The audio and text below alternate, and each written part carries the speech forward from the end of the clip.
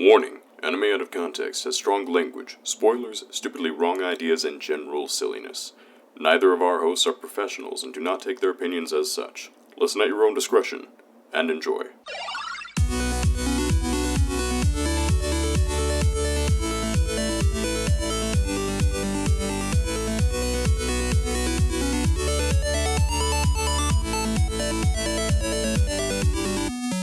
Hello and welcome to Anime Out of Context, the show where I attempt to explain the sometimes weird, sometimes wonderful, but always hilarious world of anime. And I flip the sign on my hopes and dreams to vacant. I'm Shaun Rollins. I'm Remington Chase. And Remington, I've got a special treat for you today. I hate every time you get excited about showing me something. But this is genuine excitement. I don't know how to feel about this. But Remington, this is a very special day for us. Oh, God. Because we're going to be doing an anime that was recommended to us in an email. Oh, we're doing a recommendation. Yeah, got our first recommendation, and I figured, you know what? I liked that anime. Let's give it a bash, see what Remington thinks of it. Okay, I did not read the recommendation emails because that's your forte, so I don't know what to expect. Oh, it is quite a good one. I was honestly expecting recommendations to be primarily horrible anime. You know, things designed to torture your living soul. Or what's left of it, that is. But this listener was looking out for me. He was. Oh, I appreciate you, listener. There's not a whole lot of preamble I can do. There's not a whole lot of tricking I can do with this anime because it's just one of those anime that is considered the baseline for people who are interested in anime and don't know where to start. Oh, okay. So what a perfect time to start 11 anime in. Why would I start the show with a really good anime, though, Remington?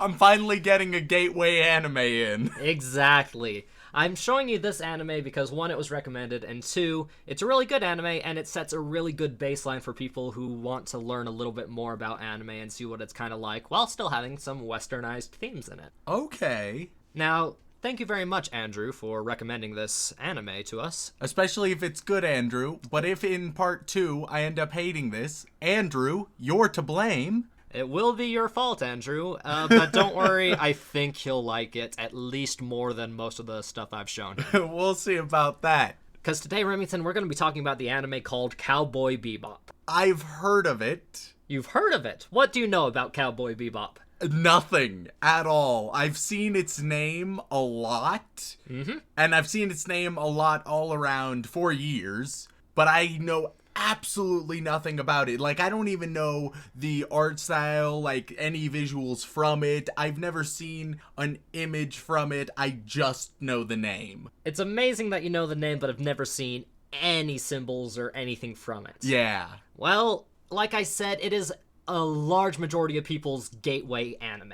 Okay. Every time someone's like, hey, I'm looking for an anime recommendation, most anime fans will be like, have you seen Cowboy Bebop? And I definitely have not. Okay, so what is it about? Do you have any idea what the name Cowboy Bebop could insinuate? What do you think this whole anime is about? All right, for Cowboy. Okay, this is gonna be a weird guess. Here's my very strange guess, but I feel like Cowboy is gonna be somehow like there's an American character, and because there's an American character, the Japanese's view is that we're all either like super Hollywood or straight up cowboy, and in this one it's a straight up cowboy. And the Bebop, I'm either thinking dancing or robot. That's the only possible thing. I don't know what to do with Bebop. You don't know what to do with Bebop? I don't.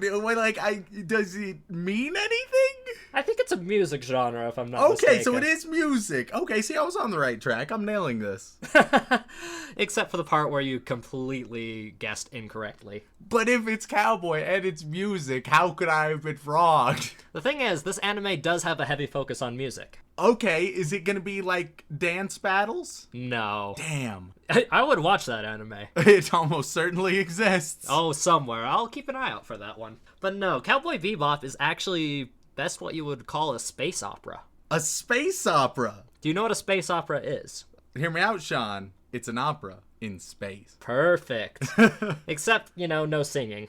Aww. Space opera is kind of a slang genre term. It's just a a genre that means a story in space with a fairly simplistic undertone. Ah, that's a damn shame. I was really hoping for just a genuine opera in space. There might be a little bit of opera in this show, though. I will neither confirm nor deny that for you, just to keep your hopes up. Oh, perfect. So Cowboy Bebop takes place about 70 years after its airtime, which is 1998. Oh, so it's going to be in 26X. Basically, except they actually do give definite years and such. Okay, perfect. I actually think it's in 2070 something, if I'm not mistaken. Okay. And the overall setting is Earth is basically inhospitable now. Not surprising. Not at all, no. But we have managed to colonize and terraform all the surrounding planets for the most part. Oh, wow. Yeah, and their moons. Okay. So the whole setting for this is in the future,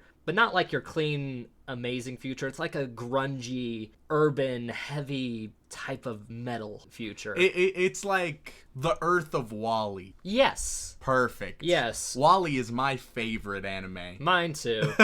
Eva is my waifu. But, so it's not going to be your Star Trek type of thing. It's going to be more like your Alien type of space. I have not seen Alien, but I'll accept that reference.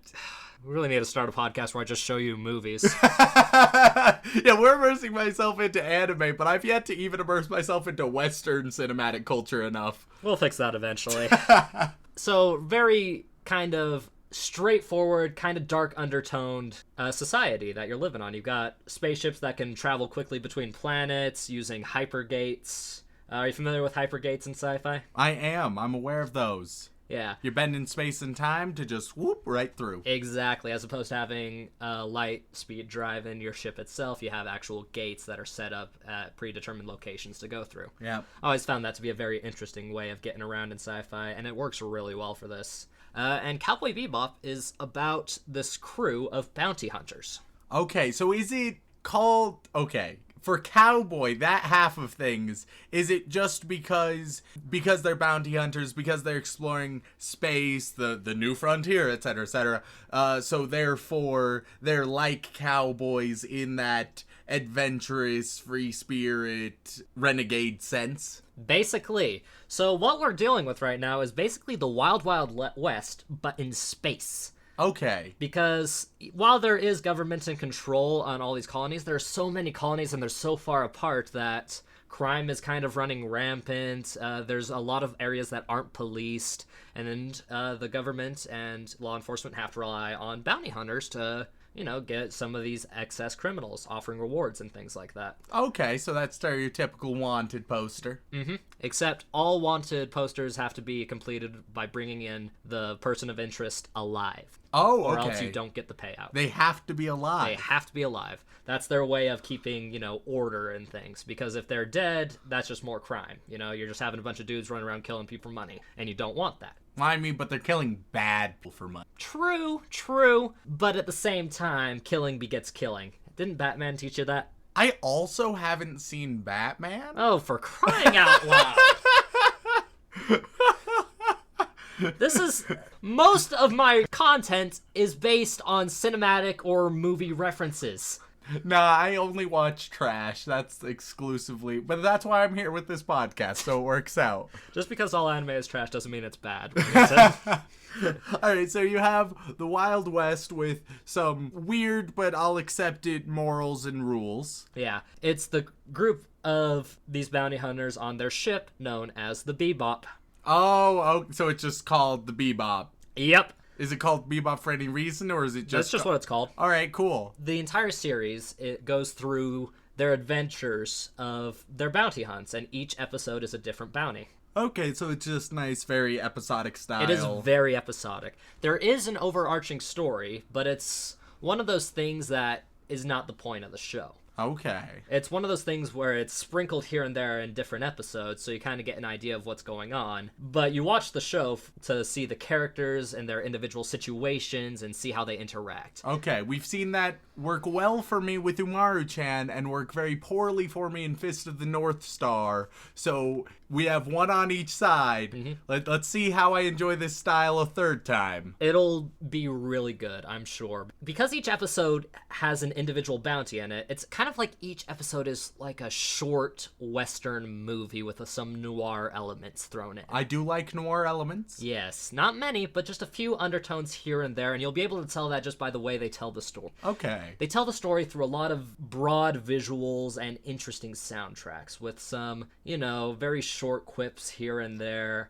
from the different characters that get introduced, kind of like they do in old noir films. You got this sultry lady coming in and is like, well, got a big one for you. That's them lighting a cigarette, by the way. Is that what that was? That's my pro Foley work right there. And just, a lot of very heavy undertones that you kind of have to look into yourself. What made Westerns and noir really popular with their drama? Okay. They don't give you a lot of information outright. Okay. They kind of leave a lot of speculation to yourself, but not so complicated that you're going to be wondering about it for episodes on end. It'll just be something that you're kind of watching the episode and be like, oh, this is what's going on. That's really interesting. It'll be see how this goes, and then maybe there's a small twist at the end, and you're like, oh, I wouldn't have guessed that. Okay, I dig it. And really, the show is about the characters themselves. There are, 5 characters on the Bebop by the end of the series. Okay, 5 characters. Okay, and who are these characters? Well, you've got the main protagonist, Spike. Cowboy McGee. Close enough. Spike Spiegel. Spike Spiegel. Oh, yeah, a lot of these names are like that. God. Spike. Holy shit. Oh, there's more. Oh, okay, hit me with the next one. There's Spike Spiegel. Yep. Then there's Jet Black. Oh my god. And then after this, the names get a little more reasonable. Then there's the female member, the first female member, I believe. Faye Valentine. You said they got better. At least that sounds like a name.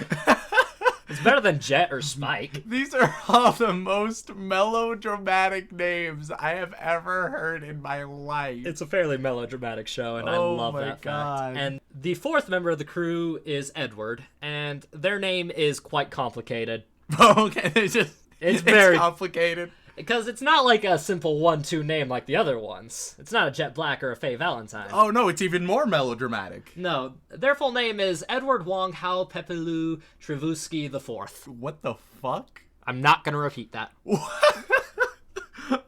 These names, I think I adore these names. I think I absolutely love them. Okay, and then you said there was a 5th. The 5th one is my absolute favorite character and is introduced in episode 2, actually. Okay. Their name is Ein. Ein? Ein. E-I-N. Ein. What? That's German for one, by the way, if you didn't know. Oh, okay. Are they German? No. Do they have a last name? No. Okay, so they have to be like some alien or something like that, or robot or non-human standard creature. Well, I mean, there are plenty of humans who only have one name. Well, yeah, but I mean... Kesha.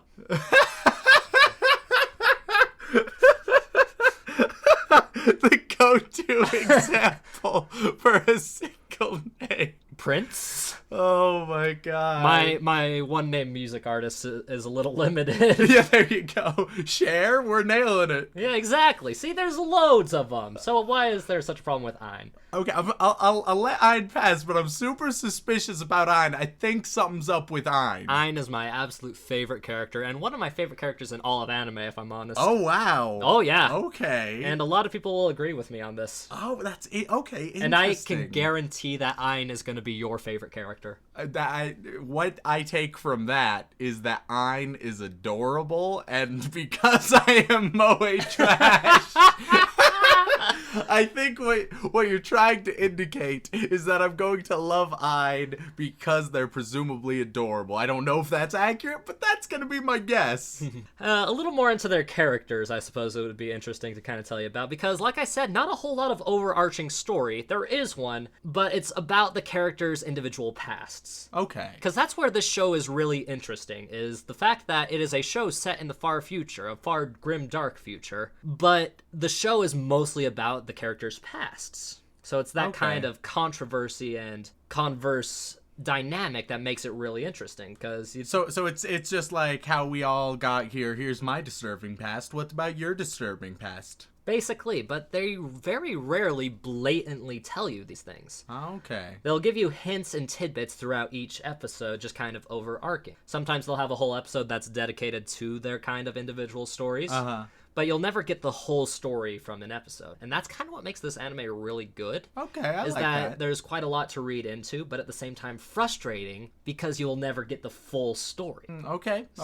I think I like that, but it can definitely go either way in execution. And this show is just good for a lot of reasons, but the primary reason that people love it is, for one, that overarching character development. The music is one of the biggest things in this anime. When you talk about music in anime, you always have to mention Cowboy Bebop. Okay, so Shaun, let me just add up what we know so far. Yes. So, this is about a bunch of bounty hunters trying to do right in the world, in space, with a fantastic soundtrack, this band of heroes. So we're watching anime Guardians of the Galaxy.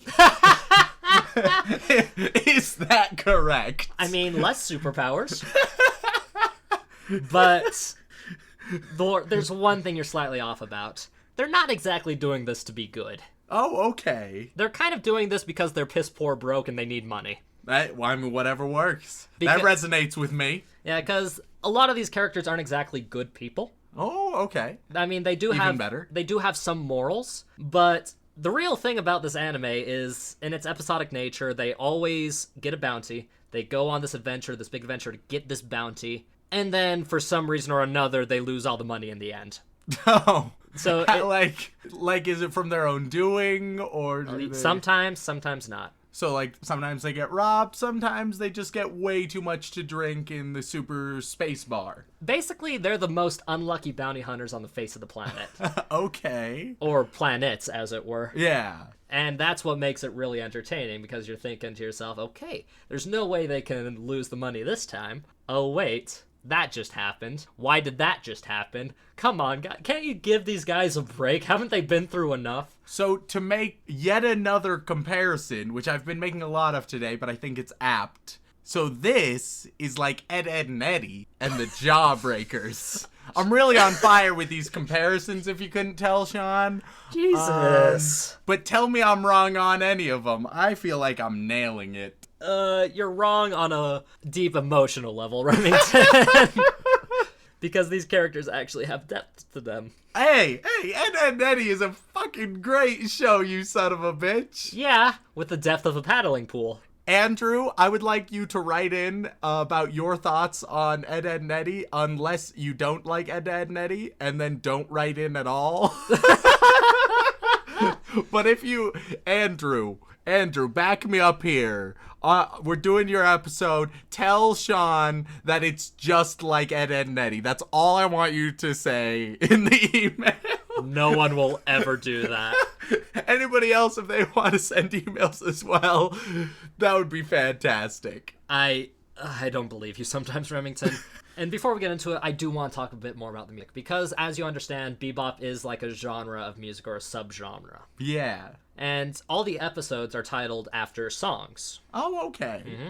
Things like Honky Tonk Woman, that's just the one that stuck best with me, if I'm honest, because I actually know that song. Oh, Sympathy for the Devil, that's another one. Okay. You know, songs like that with a bit of a dark undertone or a bit of a story-based tune to it. So the episode title can be kind of tied to the episode itself. And you kind of can make that connection when you read the episode title and you watch the episode itself. Okay. But also the soundtrack in it is so good because they use an awesome mix of instrumental, primarily jazz and blues. I dig it. And their opening theme is one of the best opening themes in anime, and it's just a super snazzy jazz tune called Tank. I really like me some jazz. Like, you will never skip this intro because of how catchy it is and how good it is and how well it sticks with you. Ooh. And it'll even, in some of the more dramatic moments, they'll throw in some vocalized background music. Like, even a little bit of, like, heavy vocalization, some old opera here and there maybe. It's very interesting what they decided to do with the soundtrack and how they lay it out in the individual stories. Okay. And the final big thing that makes this show really good is the action sequences.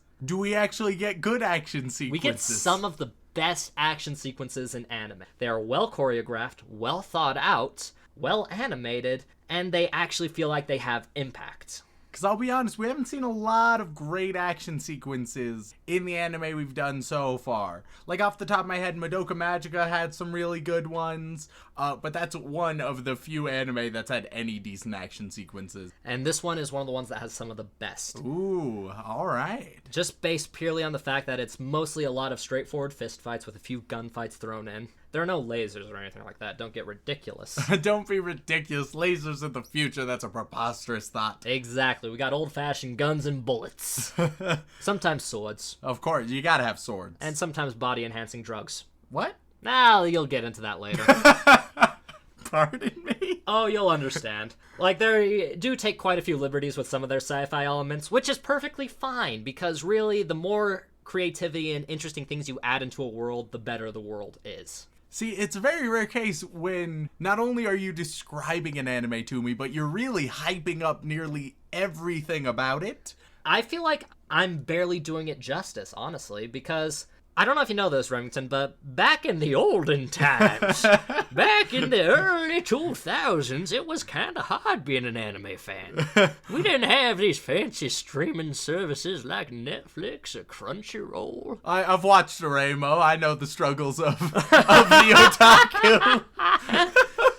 You know, you had to import some things, or you had to go to less savory streaming sites to try and find the anime you want. So you barely had time to consume the kind of animes that you'd like, and you didn't want to waste your time on bad animes. Yeah. So there's like a set of like 5 or 6 anime that mid-2000s people are always recommending to you if you haven't seen, just to give you a good baseline of what's good, worth watching, and help you have a voice in the anime community. Okay. Cowboy Bebop is at the top of that list. Wow. All right. Well, I mean, I'm excited. I'm looking forward to it. I'm genuinely concerned that I won't like it. I don't think I have any reason not to right now, but now, not only am I at risk of disappointing you, which I'm fine with, or disappointing our viewers at large, which I have shown I am fine with, but I'm at risk of disappointing Andrew, and that... We can't do that to Andrew. Andrew, I'm hoping I like it for you, but we will have to see. And don't worry, Andrew, you gave me 2 recommendations. I will get to the other one eventually, but maybe not for a long while. Ooh. Until then, let's watch some Cowboy Bebop.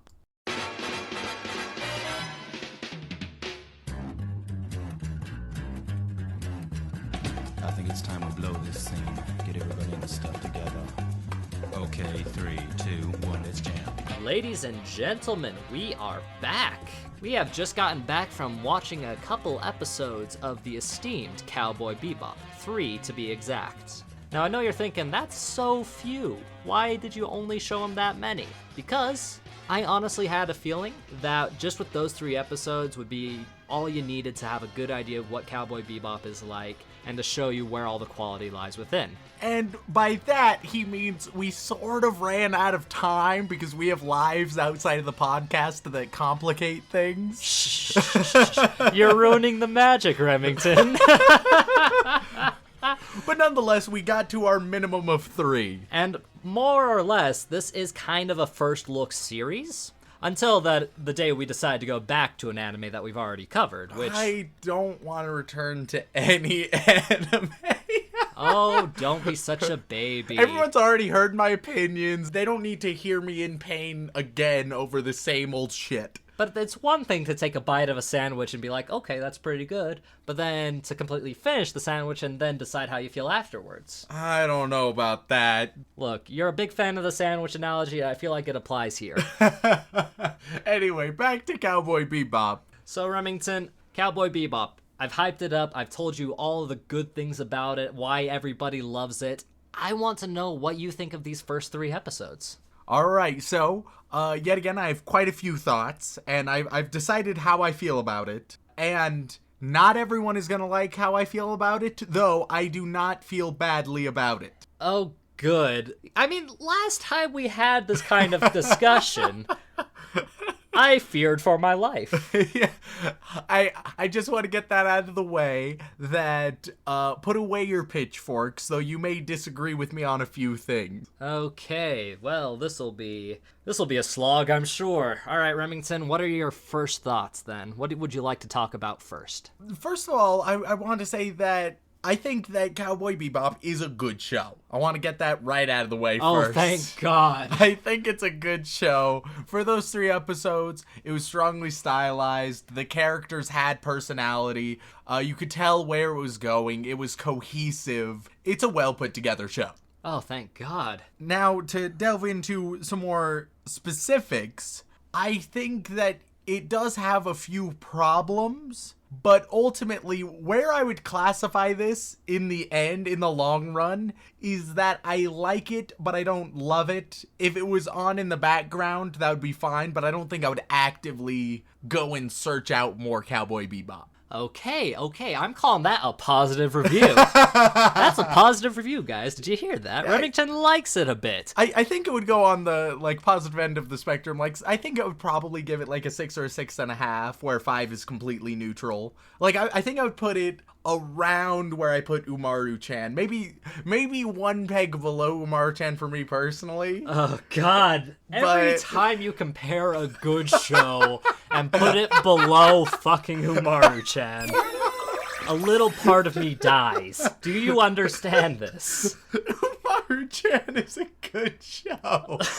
You moe piece of shit. And let me say the difference. I think Cowboy Bebop is a better show. However, my claim, and I think this is relatively important for me, Cowboy Bebop is a good show that will be likable to just about anybody. That's why it's such a good gateway anime, is because a lot of people are going to generally like it. However, it doesn't have much niche appeal for just about anything. It hits its rubric very nicely, and it does what it does well, but it doesn't have much that I saw that was special about it. And at the end of the day, it didn't make me feel anything. Whereas something like Umaru-chan, that is very niche. A lot of people are going to have mixed feelings about it. However, if you are into that kind of thing, you're going to really enjoy it. I mean, yeah, that's a fairly good summary. It still hurts me that you're putting Umaru-chan above this. Just ever so slightly. Oh, dear God, man.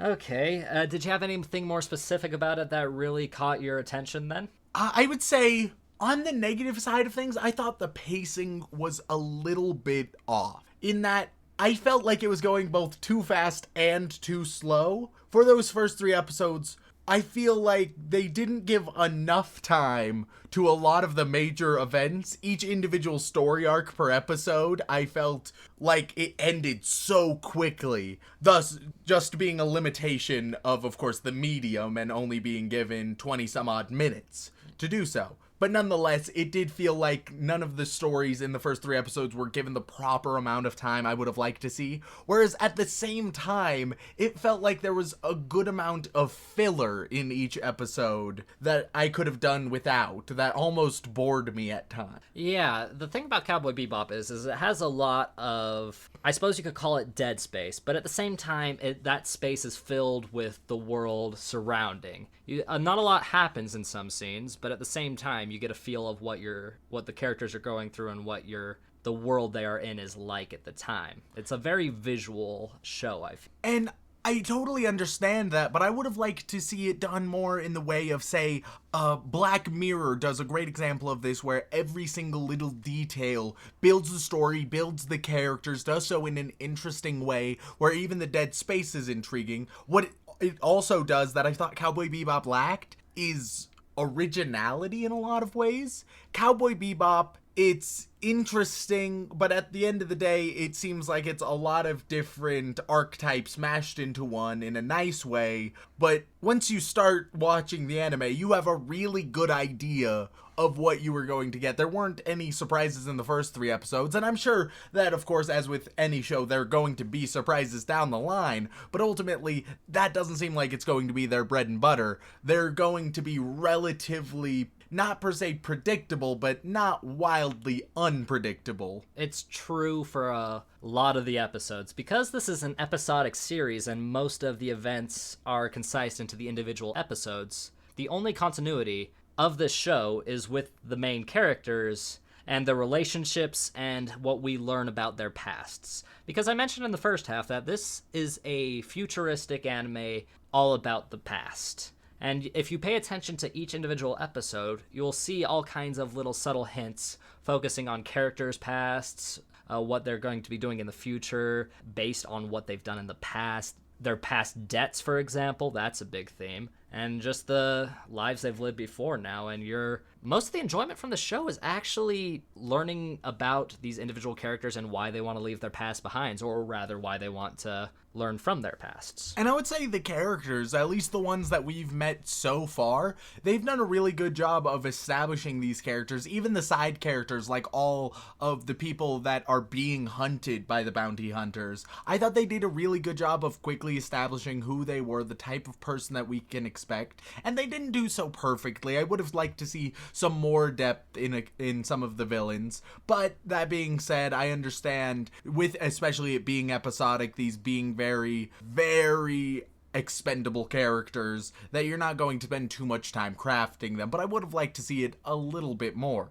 But overall, the character design was pretty strong. I could understand the characters quite quickly. I liked the characters generally, though once again, I didn't feel too strongly about any of the characters, except for the obvious character, Ein. I loved Ein. Oh god, I loved Ein. Everybody loves Ein. If you don't love Ein, you are a Nazi. Ein, to those who don't know, is an adorable corgi who's apparently super intelligent. I figured that out, and then it told us that, and it hasn't really been shown other than like sort of in the escape scene, but nonetheless, he's so cute. He has a fluffy little corgi butt, and I am in love. I knew when you said that I was going to love him that it was something adorable, and I was right. It's adorable. I'm all in on the adorable. Favorite character, easily, Ein. I can agree with that, because how can you hate a corgi? Ein is the epitome of best dog in anime. You'll always hear people argue about who is the best girl in a specific anime or anime overall. Best girl wars happen consistently. There's no such thing as a best dog war. You'll see a dog in an anime and be like, but is it Ein though? Oh, it has to exist somewhere where there's like a forum post or somebody made like a tournament of the best pets in anime. If you are familiar with anything like that, please email it to us. And then Shaun is going to look at it first, so that way I don't get spoiled with any amazing anime pets that he's eventually going to show me. But then he'll tell me the results, and if Ein is not on this list, it is a travesty. Exactly, because Ein is the best fucking pet in any anime. He's so good. I mean, he's got good comedic timing, he actually has plot relevance, he's just adorable. And I mean, other pets in anime don't really do that. There are some sentient familiar style pets that can talk and stuff, but that's just not the same thing. Yeah, and so Ein easily number one out of all the characters. Which I can completely agree with, and I'm okay with that, as I am sure everybody else who has seen Cowboy Bebop will agree with you, because Ein is technically the purest, goodest character in the show. And then something else that happened was we broke our never-ending streak of bland male protagonists with Spike, who wasn't just a bland male protagonist. He had some swagger about him. He had some personality about him. He actually did things in an interesting way. Dear God, it was such a nice break. Spike is a really good character, and that's why this show gets a lot of good reviews, is because the main protagonist is, like you said, a person, not just your cookie cutter male dark-haired protagonist who does one thing really well. Yeah, he's mischievous, he's charismatic, he's sassy, he's a strong fighter, he's very capable. Now, I think that he fits the archetype, yet again, a little bit too strongly. Once you know what type of archetype Spike is, he's super talented, super ambitious, super mischievous. He will eat anything at all. You understand, you've seen these characters before, you know what kind of character he is, and it doesn't go much past that. It does that well. It fits the formula well, but it doesn't add anything really brand new to it. And that, Remington, is the problem with doing a first look at certain animes. Because as we go out through this anime, it's a 26-episode anime, that's it. And one movie. The movie's pretty good, too. Oh, is it only one season? Only one season. Really? Yeah. Something this popular. Only one season. I am genuinely surprised by that. It was such a good, complete story, even though it was an episodic series, that it only needed the 26 episodes. You know what? I'll just say this right now. I can really appreciate when stories end when they should. So I'm going to give some more props to Cowboy Bebop just for ending at the right time. And I can guarantee when we do come back to animes, we're definitely coming back to this one and watching a bunch more episodes. Because whether you like it or not, Remington, is irrelevant. It's such a staple in the anime community. We have to watch it to help understand our audience and what everyone else considers to be quality. And as we go out through the show, you'll start to understand more of the characters' motivations as you get more hints into their past. Spike's past is the one that's explored first. I wanted to get us to episode 5, but as we've said before, life gets in the way of things. Yeah. Episode 5 is where you start getting a pretty big chunk of Spike's past. And that's where things start to go, oh, he's not exactly just a charismatic bounty hunter. He has some kind of dark secrets in the past. And I can accept that, and I sort of expect that, but nonetheless, and of course, this is an opinion without seeing that as of now, but I would be surprised if that made me change my opinion of him, though it very well could. Now, moving on to another character, the second most important character of the first 3 episodes, Jet. He's right there with Spike. They're bounty hunters together, right? Yep. He's kind of Spike's counter, if you will. He's very straightforward and serious a lot of the time, but at the same time has his own little charismatic flair that makes him interesting in the same way as Spike, but definitely not the same character. Yeah, it's difficult to say much about him in the first 3 episodes. He had some nice moments, but ultimately there wasn't enough to decide exactly who he is or if I really care about him too much. He had some good moments. He had some bland moments. I don't have a whole lot to say about him at the end of the day right now. I like to think he is quite a good character, especially as you learn more about him and all of his other interactions with the crew, because he's kind of the straightforward bounty hunter, the guy that is kind of like the anchor point, I suppose you could say. He has a lot of really good moments trying to keep Spike and all the other members of the Bebop in line, where at the same time, whenever he goes offline, it becomes a very interesting dynamic. Yeah, and then we have our 4th character of the crew we were introduced to, who hasn't quite joined the crew, but I know she's going to join the crew, and that's Faye Valentine. Yeah, she's in the title sequence. It's kind of a giveaway. Yeah, it's somewhat apparent. And by the way, that title sequence, phenomenal. It's one of the best title sequences in anime. Like I said, It's so good. it's a very James Bond, old school Western style spy movie type of intro with a really kick-ass jazz theme.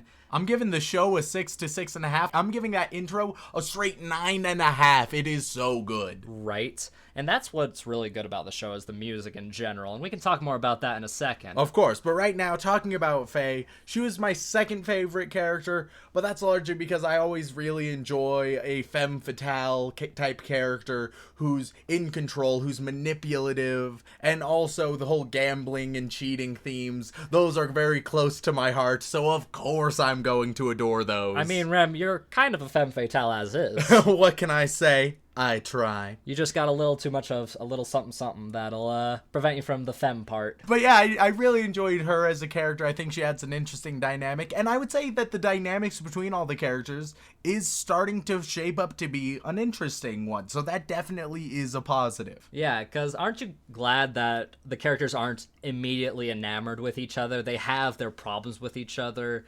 but you can tell that they have some kind of cohesion. Oh, without a doubt. Your comparison to a certain Marvel film was very astute, actually. The Guardians of the Galaxy, yeah, because they start off, some of them don't dislike each other, some of them are friends already, and then they all end up working together in the end. I hate how accurate that comparison is, One thing honestly. we've learned with this podcast, Shaun, is my bullshit analogies are amazingly accurate most of the time. Most of the time. There's some asterisks there. I still have a hard time with some of the food analogies, man.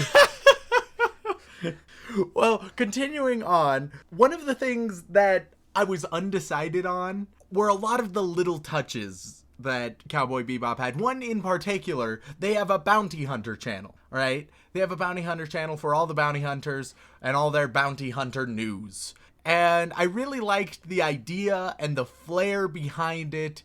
I just wish that the execution on that was a bit better or more interesting, because it ends up just being an exposition dump every single time where, hey, this is what this episode's going to be about, this is who the villain is, this is who you're going after, here's what's happening right now.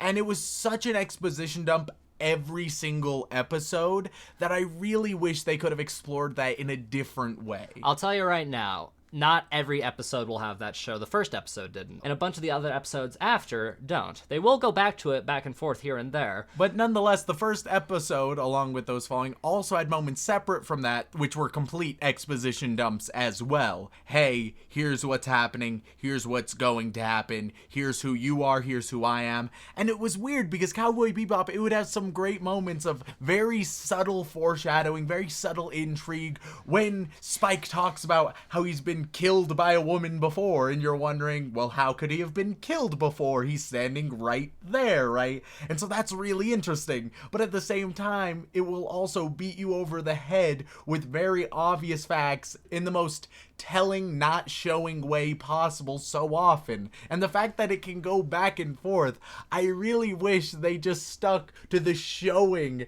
and the foreshadowing rather than the exposition dumps that have been so prominent. I'm gonna tell you right now, Remington, the only major exposition dumps you usually get are in the individual episodes about the individual bounties. The foreshadowing for the characters is just like that. The characters that you care about and you see repeatedly is always very underhanded. It's very subtle foreshadowing in a lot of ways. But again, since that's spread out over 26 episodes, you're only going to get these little tiny bits and pieces of flavor. And the fact that they only have 23 minutes to condense into a whole story means that they kind of have to give that exposition to you some way. And, well, there's not a lot of very subtle, creative ways to do that while getting you the whole story. Because they want you to have the whole story in an individual episode, but they also want to have some underlying foreshadowing for the characters themselves and where they're going and how they're going to end up in the end. Of course.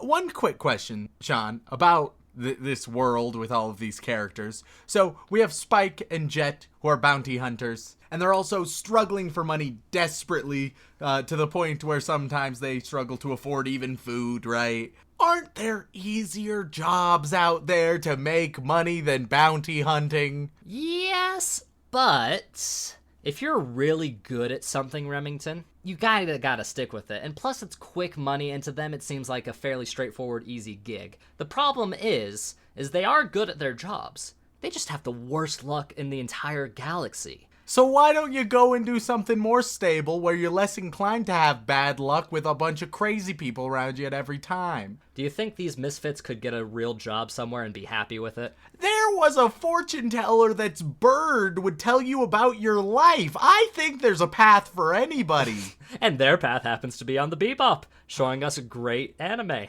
I'm not sure if that's a great answer, but I'll accept it. One thing though that I will not accept, in episode 3, one of the main plot points is you have this casino, and in this casino there's supposed to be a transaction from a dealer's chip from a guest to a dealer who's Faye Valentine, right? And that person looks a bit like Spike. And so she thinks, because her panel that's supposed to show his picture is blurring out a bit and glitching out a bit, that Spike is this man who's supposed to give her the magic dealership that has a little microchip in it, right? Right. And then he doesn't, but then Spike and that guy run into each other and they bump and they just happen to switch dealerships. Oh, whoopsie.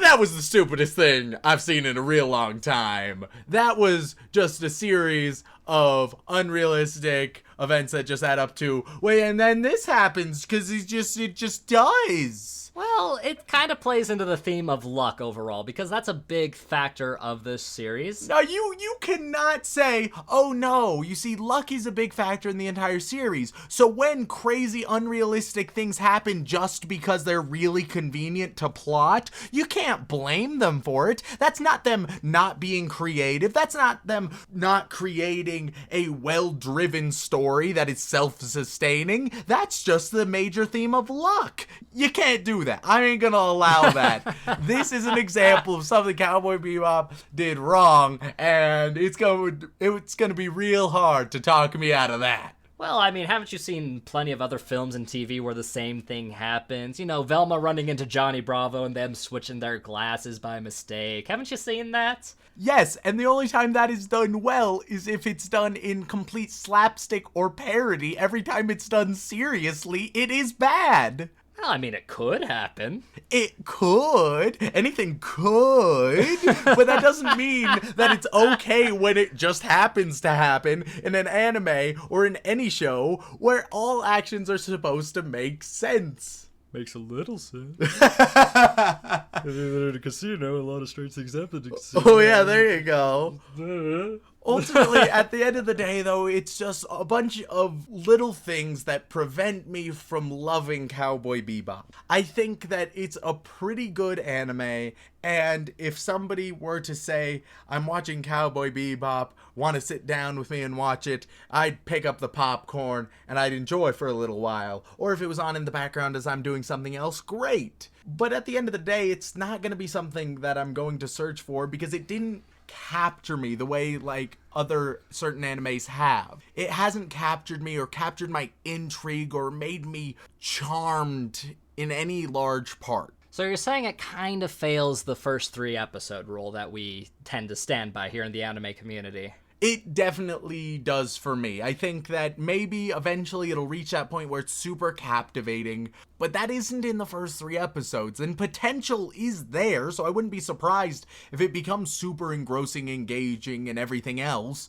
But for those first 3 episodes, it was good and nothing more. Very interesting opinion. I'm glad it's not a negative one because I could not handle any more hate on things I've loved from my childhood. and hopefully Andrew is also pleased with that opinion. For now.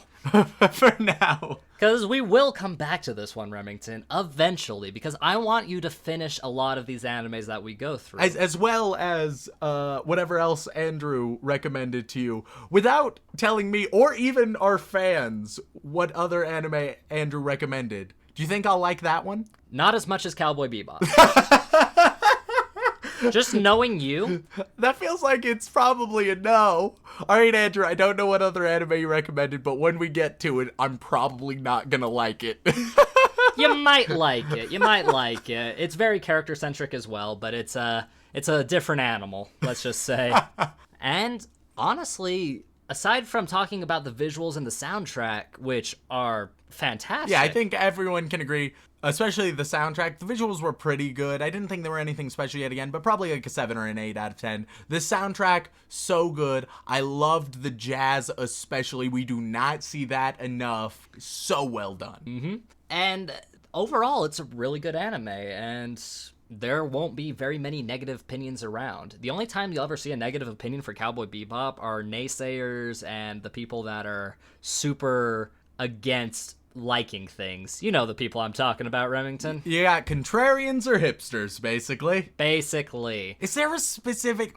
there has to be, like, an animeified term for hipsters that exists. I don't know if you know it, but it has to exist. I mean, Weeb kind of covers that a little bit. A little bit, I guess. But yeah, there's not a specific term for an anime hipster. They're just hipsters. Oh, it's gotta exist somewhere. I'll I believe that it exists somewhere. I will do some research for you, Remington. I'll see if I can pull something up. But all right, perfect. Don't get your hopes up. Maybe we can coin a term ourselves. Oh boy. Wouldn't that be exciting? Coining an anime term. Having our name slapped to that forever. Yeah, I'm sure it would catch on like wildfire. Yeah, because we have such a big following. I'm just kidding. We love every single one of you. Please don't leave us alone. We get very lonely. So, all in all, do you think you'd want to sit down and watch some more episodes of Cowboy Bebop with me? Yeah, sure. Perfect. I can't wait. All right. Well, thank you guys so much for watching. If you enjoyed our program, do us a favor. Leave some feedback. Leave a review on Apple Podcasts, Stitcher, Podbean, wherever you listen to us at. Truly, that is super helpful, and if you could tell a friend, even better. Meanwhile, if you'd like to contact us directly, you can send an email over onto animeoutofcontext@gmail.com. Whether it is a comment, question, or hate mail, feel free to send it on over. Remington loves the hate mail, let me tell you that right yeah. now. But once again, guys, thank you so much for watching, and we'll see you later, Space Cowboy.